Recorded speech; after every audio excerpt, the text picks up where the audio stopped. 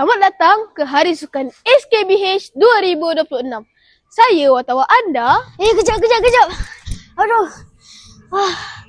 Jangan dulu. Kenapa? Saya baru rumah. Kita wartawan, bukan peserta. Alah, mana tahu peserta tak cukup. Apapun hari ini, kami bawakan aksi paling menarik, Paling meriah. jangan skip. Tonton sampai habis.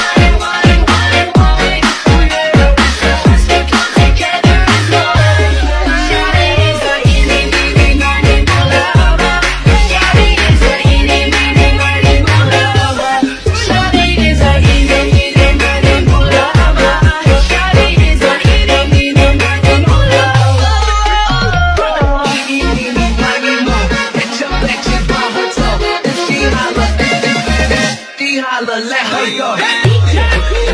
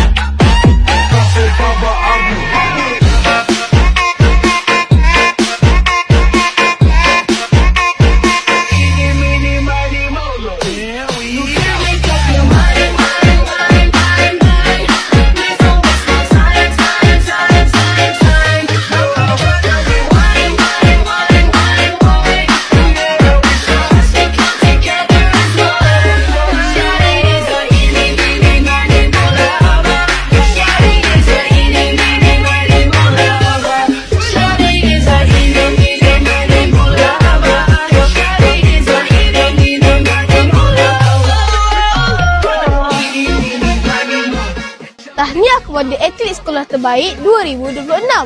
Apa rahsia kejayaan? Cara dia makan makanan yang berkhasiat dan selalu berlatih. Tahniah juga kepada olahragawan harapan. Apa pesanan anda? Pesanan saya untuk buat yang terbaik dan buat bersungguh-sungguh. Alah, ada yang lebih. Anak itu indah, tetapi berusaha itu lebih bermakna. Dan semangat pasukan ialah kemenangan yang sebenar. Sekian dari saya, Wan Muhammad Firas. Dan saya Muhammad Syedin. Jumpa lagi di Hari Sukan SKBH 2027. Bye.